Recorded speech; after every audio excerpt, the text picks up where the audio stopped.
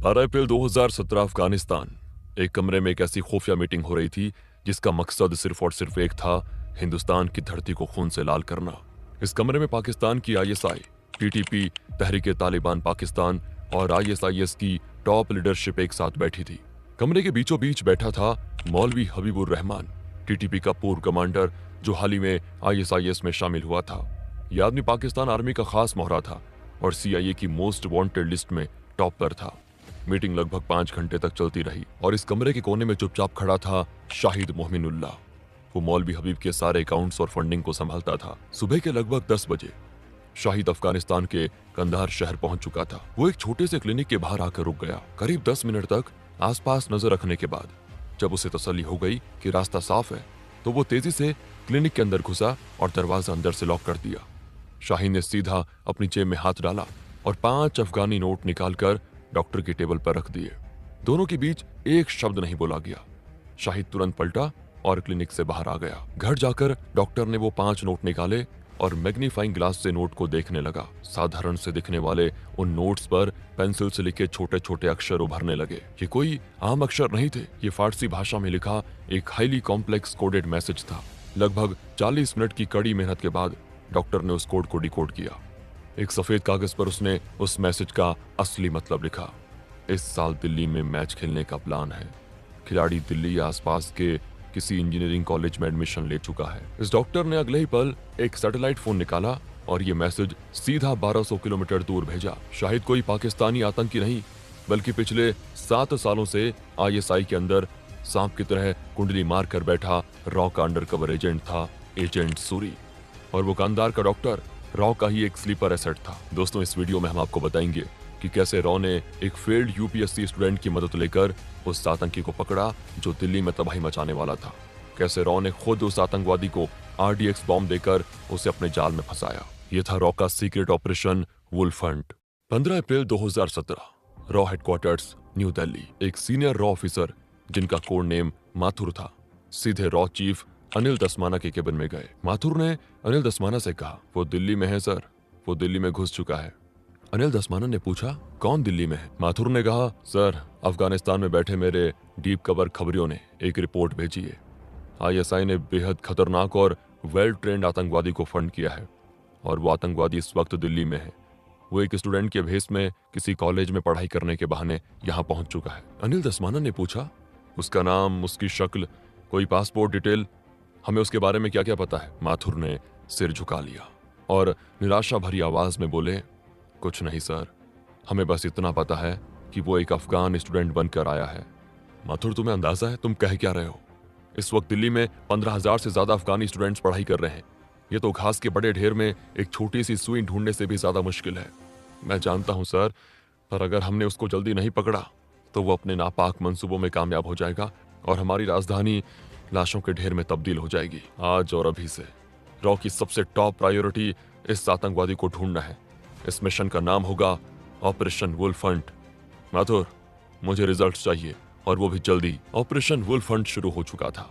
माथुर लगातार 48 घंटे तक बिना सोए अपने ऑपरेशन रूम में व्हाइट बोर्ड के सामने खड़े सोच रहे थे। तभी उनके दिमाग में एक चिंगारी जली। उन्होंने खुद से कहा, अगर वो अफगानिस्तान से दिल्ली आया है और एक बड़ा अटैक प्लान कर रहा है तो उसे एक्सप्लोजिव्स और लॉजिस्टिक्स के लिए पैसे चाहिए होंगे। उसके आका उसे कहीं ना कहीं से ब्लैक मनी भेज रहे होंगे। फंडिंग को ट्रैक करने के लिए रॉ एजेंट शैलेश अय्यर को चुना गया। माथुर ने तुरंत शैलेश को बुलावा भेजा। इसके साथ ही माथुर को यह भी एहसास था कि उन्हें ग्राउंड पर एक फील्ड एजेंट की जरूरत है। इस काम के लिए उन्होंने रॉ के सबसे तेज और चालाक एजेंट को चुनना तय किया, जिसका नाम था अजय श्रीवास्तव। माथुर अजय और शैलेश से मिले। माथुर ने शैलेश से कहा, शैलेश, कैसे भी करके तुम्हें फंडिंग को ट्रैक करना है। मुझे एक पतली सी डोर चाहिए जो हमें इस आतंकवादी तक लेके जाए। माथुर ने फिर अजय की तरफ देखा और कहा, अजय, तुम्हारा काम है दिल्ली में हर उस अफगानी स्टूडेंट के बारे में अंडरग्राउंड खबर निकालना जिसने पिछले 3 से 4 महीनों में यहाँ एडमिशन लिया हो। इसके बाद अजय और शैलेश अपने अपने काम पे लग गए। दिन हफ्ते में बदलने लगे और हफ्ते महीनों में। रॉ के ऑफिसर्स दिन रात एक कर रहे थे, लेकिन उन्हें सिर्फ और सिर्फ नाकामी मिल रही थी। एक दिन की बात है, शैलेश को उसका जूनियर कंप्यूटर में एक ट्रांजैक्शन दिखाता है। सर, इस एंट्री को देखिए, मार्च 2017 में एक साथ $60,000 अफगानिस्तान के एक बेहद छोटे और पिछड़े हुए पहाड़ी गांव में ट्रांसफर किए गए हैं। शैलेश समझ गए कि उन्हें वो पतली सी डोर मिल गई है। जब टेक्निकल टीम ने उस बैंक अकाउंट को रिवर्स ट्रैक किया तो पता चला ये ट्रांजैक्शन दुबई में रजिस्टर एक शेल कंपनी ने किया है। ये एक ऐसी कंपनी थी जिसका वजूद सिर्फ कागजों पे था, पर इसका कोई ऑफिस नहीं था। शैलेश ने बिना वक्त जाया किए दुबई में बैठे रॉ के अपने सबसे खास अंडरकवर ऑपरेटिव रॉबिन को एक एनक्रिप्टेड मैसेज भेजा। रॉबिन पिछले 12 सालों से दुबई में एक बिजनेसमैन के रूप में अपनी असली पहचान छुपा के रह रहा था। रॉबिन अपने सोर्सेस और दुबई पुलिस के अंदर बैठे अपने खबरियों के जरिए एक हफ्ते के अंदर उस कंपनी के मालिक तक पहुंच गया। उस इंसान का नाम था अल बुखारी। जब रॉबिन ने बुखारी के बारे में इंटेल गैदर करना शुरू किया तो पता चला कि अल बुखारी पिछले 10 सालों से दुबई के आलीशान शहर में एक इज्जतदार व्यापारी का नकाब पहने हुए था, पर असल में वो आईएसआई और टेररिस्ट्स का एक बहुत बड़ा फाइनेंसियर था। रॉबिन की लगातार निगरानी ने एक बेहद खास बात पकड़ ली थी। बुखारी को ब्रेन ट्यूमर था और इस बीमारी की वजह से वो हर हफ्ते दुबई के मशहूर राशिद हॉस्पिटल में अपना सीटी स्कैन और चेकअप करवाने जाता था। रॉबिन ने पता लगाया कि सीटी स्कैन वार्ड में एक इंडियन ओरिजिन की नर्स काम करती है। रॉबिन ने उस नर्स को अप्रोच किया, उसे इंडिया में एक सेफ फ्यूचर और एक बेहद ही अच्छी नौकरी देने का लालच किया, वो भी सरकारी। देशभक्ति और बेहतर भविष्य के लालच ने उस नर्स को रॉ का एसेट बना दिया। अगले हफ्ते जब बुखारी अपने बॉडीगार्ड्स के साथ राशिद हॉस्पिटल पहुंचा तो वार्ड के अंदर उसने अपने सारे मेटल के आइटम्स, अपना वॉलेट और अपना हाई एंड एनक्रिप्टेड फोन उस नर्स की ट्रे में रख दिया। बुखारी सीटी स्कैन मशीन के अंदर लेट गया और जैसी मशीन की आवाज चालू हुई उस नर्स ने सफाई से बुखारी का फोन गायब कर दिया और एक डमी फोन वहां पे रखा और पिछले दरवाजे से हॉस्पिटल से निकल गई। वो सीधे दुबई में मौजूद रॉ के एक सेफ हाउस पहुंची जहां रॉबिन उसका इंतजार कर रहा था। अगले 24 घंटे के अंदर वो फोन रॉ हेडक्वार्टर्स दिल्ली में शैलेश की टेबल तक पहुंच गया। ये फोन किसी सोने की खान से कम नहीं था उस समय। रॉ की टैग टीम ने उस एनक्रिप्टेड फोन को अनलॉक किया। शैलेश और उनकी टीम ने हर एक टेक्स्ट मैसेज, हर एक कॉल लॉग और एनक्रिप्टेड व्हाट्सएप चैट को छान मारा। इन चैट से एक बात बिल्कुल साफ हो गई थी, वो अफगानी आतंकवादी नोएडा के एक मशहूर इंजीनियरिंग कॉलेज में एक टेक्निकल कोर्स में एडमिशन ले चुका था, लेकिन किस्मत यहाँ भी रॉ के साथ लुका छुपी खेल रही थी। इन सारे चैट्स में उस आतंकवादी का असली नाम कहीं भी जिक्र नहीं किया गया था, उसे सिर्फ कोड्स में बुलाया जा रहा था। लेकिन शैलेश ने हार नहीं मानी। उन्होंने उस फोन में मिले उन सभी नंबर्स को जिन पर बुखारी बात करता था लगातार सर्विलेंस और इंटरसेप्शन पे लगा दिया। 15 सितंबर 2017 आधी रात को शैलेश के जूनियर ने उसे कॉल किया। सर, जल्दी हेडक्वार्टर्स आइए, हमें जैकपॉट मिला है। शैलेश ने अपनी गाड़ी सड़कों पर उड़ा दी और 15 मिनट में हेडक्वार्टर्स पहुंच गए। जूनियर ने एक ऑडियो फाइल प्ले की। ये एक इंटरसेप्टेड फोन कॉल थी। एक नंबर उस अफगानिस्तान के छोटे से पहाड़ी गांव का था जहां $60,000 भेजे गए थे और दूसरा नंबर उस नोएडा के कॉलेज के आसपास के सेल टावर पर पिंग कर रहा था। ऑडियो शुरू हुई। मेले की सारी तैयारी हो गई है क्या? सामान मिल गया? आप निश्चित रहिए, इस बार मेले में देखना बहुत ज्यादा भीड़ होगी और मैं वादा करता हूँ इस बार काफी लोगों की टिकट कटेगी। बस सामान आते ही काम तमाम। शैलेश ने ऑडियो सुनते ही कहा, यही है वो। Track the exact location of this phone. अगले 15 मिनट में रॉ ने उस फोन नंबर की सारी हिस्ट्री और डेटा निकाल दिया। आतंकवादी का नाम था उजैर काफी। अब रॉ के पास उसकी फोटो, उसकी बैंक डिटेल्स और उसके इंजीनियरिंग कॉलेज के कोर्स की डिटेल्स सब कुछ थी। माथुर और शैलेश ने ये सारी इंटेलिजेंस रॉ चीफ दसमाना को दी। दसमाना ने रिपोर्ट पढ़कर कहा, हम इसे डायरेक्ट तो नहीं उठा सकते। अगर हमने इसे किडनैप कर लिया तो इंटरनेशनल ह्यूमन राइट्स वाले बवाल खड़ा कर देंगे कि हमने एक मासूम अफगानी स्टूडेंट को गायब कर दिया।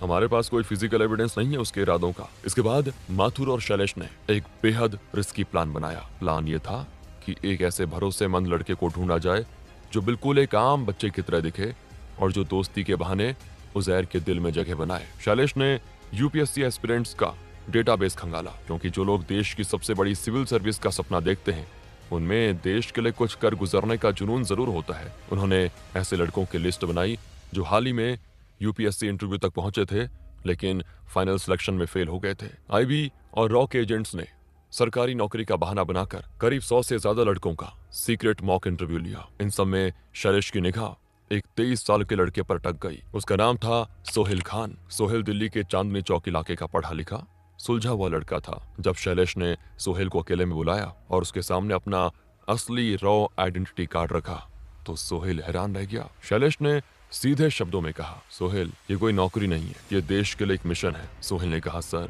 मुझे लगा मैं अपने देश के किसी काम का नहीं रहा। आज आप खुद मेरे पास चलकर आए हैं और मुझे भारत माता की सेवा करने का मौका दे रहे हैं। बताइए ना मुझे क्या करना है। सोहेल के इस जज्बे ने शैलेश के दिल को जीत लिया। शैलेश ने सोहेल को पूरा प्लान बताया। अक्टूबर 2017, नोएडा का वो मशहूर इंजीनियरिंग कॉलेज, एडमिशन बंद हुए महीनों बीत चुके थे जब शैलेश एक लोकल गार्डियन बनकर सोहेल को कॉलेज लेकर गए, लेकिन प्रिंसिपल ने एडमिशन करने से मना कर दिया। शैलेश फिर कहते हैं, प्रिंसिपल साहब मुझे पता है कि पिछले साल आपके कॉलेज के हॉस्टल से एक बहुत बड़ा ड्रग रैकेट पकड़ा गया था और वो पुलिस फाइल आज भी दबी हुई है।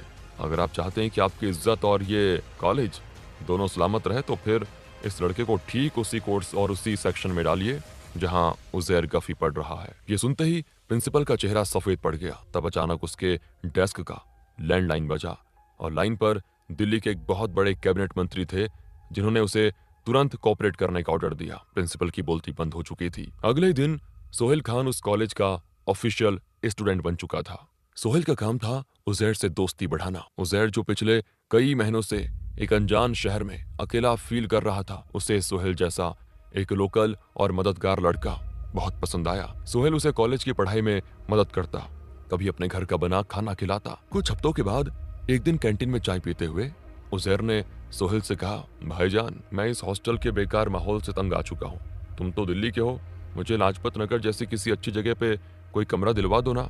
सोहेल बोला, अरे उजैर भाई इसमें कौन सी बड़ी बात है, अरे मैं आज ही आपके लिए एक बेहतरीन कमरा ढूंढवाता हूँ।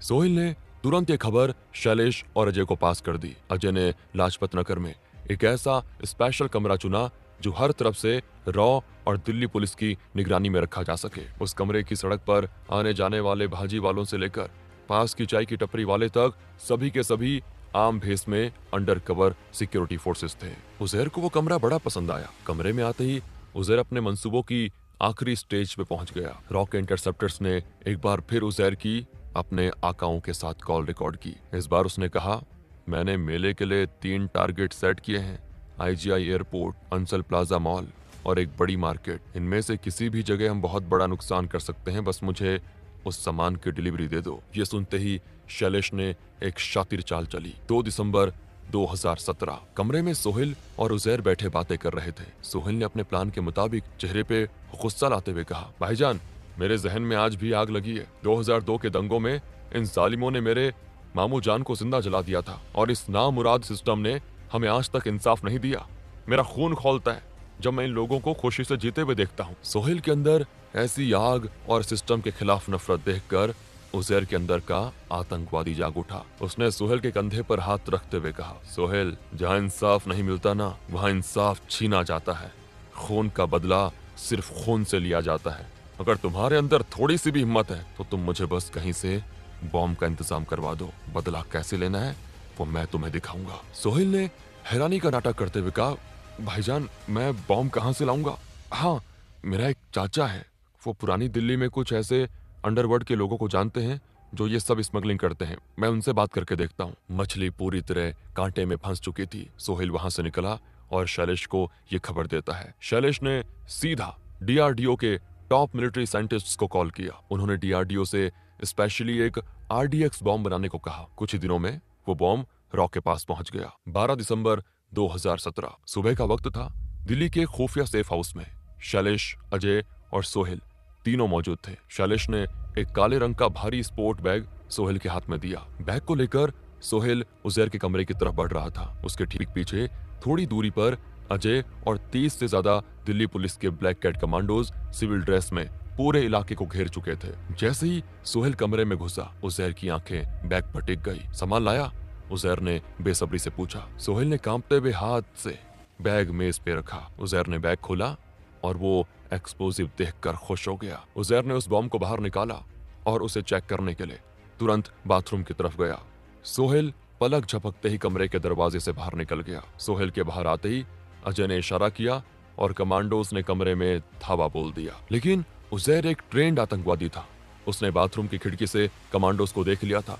जैसे ही कमांडोज दरवाजे से घुसे, उजैर बाथरूम की छोटी सी खिड़की का शीशा तोड़कर उस बैग के साथ कूद गया और अजय जो दरवाजे पर थे उन्होंने चिल्लाकर कहा, अरे वो भाग गया, उसे पीछे से पकड़ो। लाजपत नगर की वो भूल भुलैया जैसी गलियां, उजैर दीवारों को फांदता हुआ, लोगों को धक्का देता हुआ आगे बढ़ रहा था। उजैर एक अंडर कंस्ट्रक्शन घर में घुस गया। अजय और उसके कमांडोज ने उस घर को चारों तरफ से घेर लिया। जैसे ही वो अंदर घुसे, उन्होंने देखा कि उजैर का अंगूठा उस डेटोनेटर के बटन पे था। देखो, आगे मत बढ़ना वरना सब राख हो जाएगा, बता रहा हूं। उजैर गुस्से और खौफ से चिल्ला रहा था। उजैर को लगा अब कोई चारा नहीं बचा है। उसने आंख बंद करके बटन दबा दिया, पर कुछ नहीं फटा, कोई धमाका नहीं हुआ। उजैर ने हैरान होकर बॉम्ब को देखा और अजय ने उजैर को जोर का मुक्का मारा। धमाका सुनना था ना तुझे? ये ले। दरअसल वो बॉम्ब दिखने में, वजन में और केमिकल स्ट्रक्चर में बिल्कुल असली बॉम्ब जैसा था, लेकिन उसकी वायरिंग इस तरह से की गई थी कि उसका ट्रिगर और डेटोनेटर पूरी तरह डेड था। वो एक डमी आरडीएक्स था। उजैर को वहीं पे अरेस्ट कर लिया गया। ऑपरेशन वुल्फ हंट खत्म हो चुका था, सफल हो चुका था। रॉ ने एक अनजान आतंकवादी को उसके ही जाल में फंसाकर उसे रंगे हाथों पकड़ लिया। उजैर से ऐसी सख्त पूछताछ हुई कि उसने अपने सारे मास्टर्स के नाम उगल दिए। भारत ने ये सारी इंटेलिजेंस सीआईए और अमेरिकन फोर्सेस के साथ शेयर की। इस इंटेल के बेस पर यूएस फोर्स ने अफगानिस्तान के उन पहाड़ी इलाकों में उन आतंकवादी कैंप्स पर सर्जिकल स्ट्राइक्स की और उन सभी आतंकवादियों को उनकी सही जगह जहन्नुम पहुंचा दिया। वहीं सोहेल खान की इस साहस और बहादुरी को देखते हुए भारत सरकार ने उसे स्पेशल कोटा के तहत वही इज्जत की नौकरी दी जिसका उसने सपना देखा था। वो अपने देश के लिए एक असली हीरो बन गया। दोस्तों, अगर आपको वीडियो पसंद आई हो तो एक लाइक जरूर कीजिएगा, और अगर ऐसी इंटरेस्टिंग वीडियोस देखना चाहते हैं तो चैनल को सब्सक्राइब करना ना भूलें। मिलते हैं अगली वीडियो में, तब तक के लिए जय हिंद, जय भारत।